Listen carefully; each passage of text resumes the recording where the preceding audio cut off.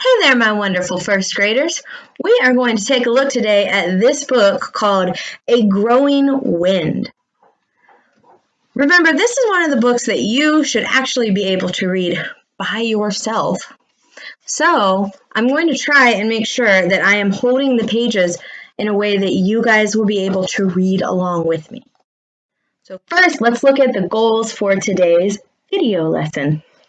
Your first goal says, I can read words with blends and suffixes. You know that we've learned suffix s, we know ing, and in these videos, we've been working on adding ed. The next goal says, I can learn new vocabulary words. Then, I can listen to a text and then talk about the moral of the story. Our big question today is, what lesson can we learn from A Growing Wind? We'll talk a little more about that in a moment. All right, pals, let's do some work on these blends and suffix words. Take a look at this card and see if you can sound the word out. I'll tell you what it is in just a second. Did you say gust? Gust? Good. When we add the ed, at the end of our blend words, it sounds like id. So that turns the word into gusted. So our base word, we add our suffix, gust, gusted. All right, give this one a try. Rest, rested. Good job. Ooh, this one has two blends. You can handle it. Grunt, grunted.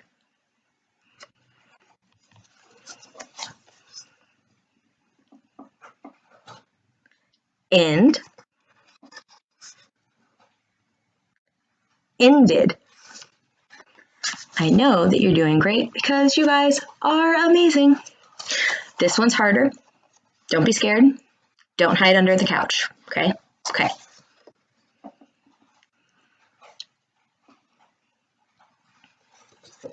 Blast, blasted. As in, Miss Glass can hear her dog tearing something up, and by tomorrow, she will have blasted him into outer space because he's bad. Just kidding, kind of. Tilt, tilted. Good job, guys. Got a digraph. Shift, shifted. Good job, you guys. I know you're doing great. Craft, crafted. Drift, that DR blend, drift, drifted. Land,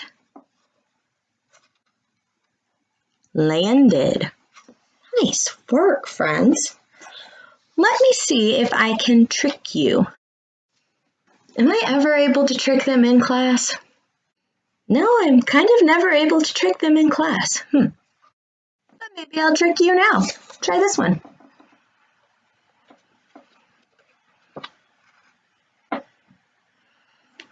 Did you say hunt, hunting? I bet you did, because I can never trick you people. Try this one. Oh, my D's a little cut off there. Did you say stand, standing? Sure you did, because it's really hard to trick kids that are as smart as you.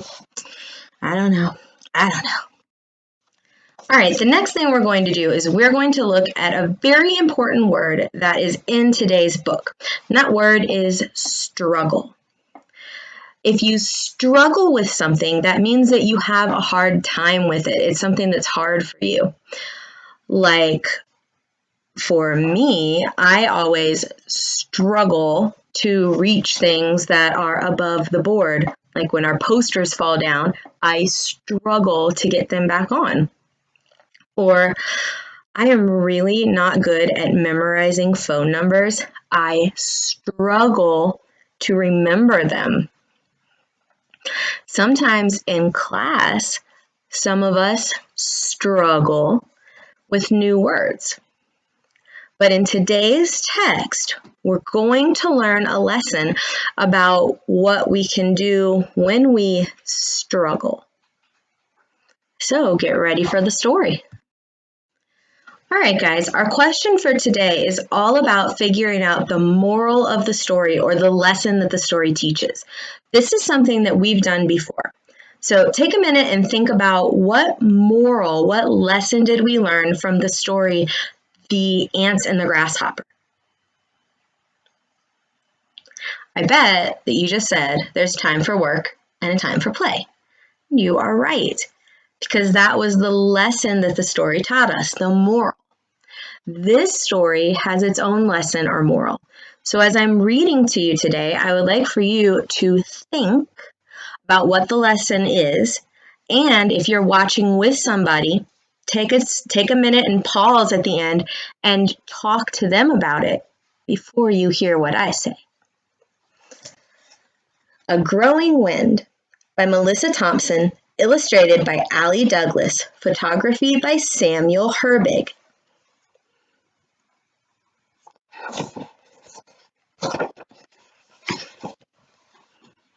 A growing wind.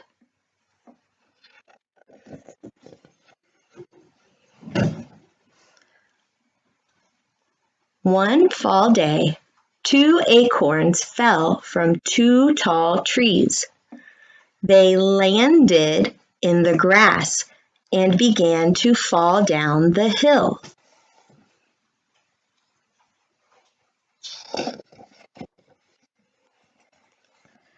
They were hunting for a spot to call home. Before long, one acorn said, "Let's stop on this hill. This is a spot where we can grow tall."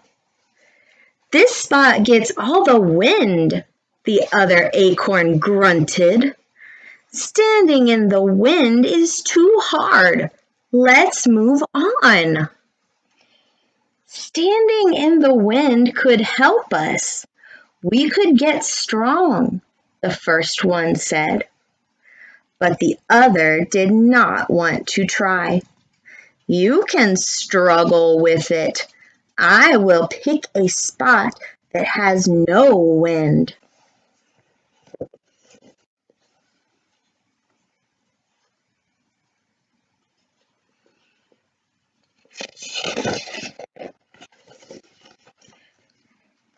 He went on down the hill.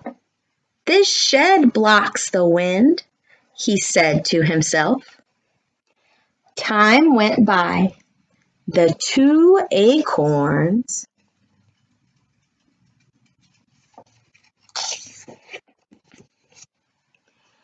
were now trees.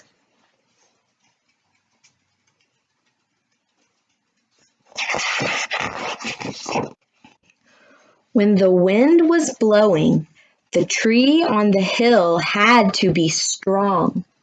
A rush of air would press his trunk. Each gust would stretch his roots. It was not fun to stand in the wind, but it was the best spot to grow strong roots.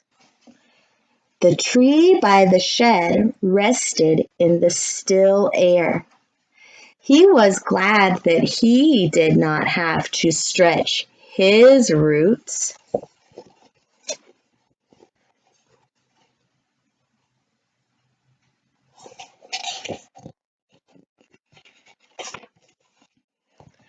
Soon, a big storm hit. The sky went black. The wind gusted. Then it blasted.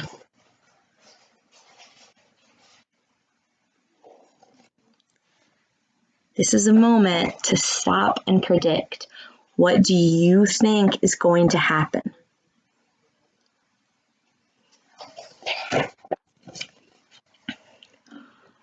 When the storm ended, the tree on the hill was still tall, but the other one had fallen.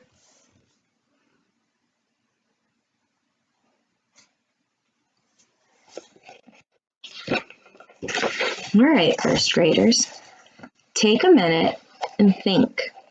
What lesson do you think this story is trying to teach us about struggle? Think about this. In class, a lot of times when people say, "Miss Glass, it's too hard," I tell you that I'm not going to give you easy peasy kindergarten work. So what do you think this story teaches us? The moral of the story is, strength comes through struggle. That means that when we do things that are difficult for us, we become stronger and smarter and better at things. If I want to get big, strong muscles, will lifting this pencil help me? No, I can't get strong muscles lifting a pencil. That won't work. About lifting this empty Dr. Pepper bottle, will this give me big, strong muscles? Yeah, no, that won't work either. You got to do something better. Okay, what if I got some big, heavy weights and lifted those? Would that make my arms big and strong? Ah, yes, big, strong weights, big, heavy weights. Those would make my arms strong. Which one is harder? Would it be hard for me to lift the pencil? Ah, you are right. I would struggle more with the weights, but they'll make me stronger. All right, pals, as always, I will read you the author's note at the back. Listen. Wind can make a tree's root system grow strong. Roots on the side of the tree away from the wind grow sturdier to keep the tree from blowing over. Some trees have more adaptations to withstand strong wind. The spread out roots of the live oak often intertwine. These connected roots can prevent the tree from toppling during storms. Live oaks also have trunks that bend before breaking. Like a rubber band, the trunk of a live oak is able to flex and then return to an upright position. This feature, we know that word, this feature helps a live oak survive tropical windstorms such as hurricanes, something else we know a lot about. Take a look at this picture. So you can see that the hillside has kind of been blown away by the wind, and you can see the roots of the tree. But because those roots are used to dealing with strong wind, they're strong roots. So here's my challenge for you guys. I would like for you to think of something that you struggled with at first, but then you learned how to do.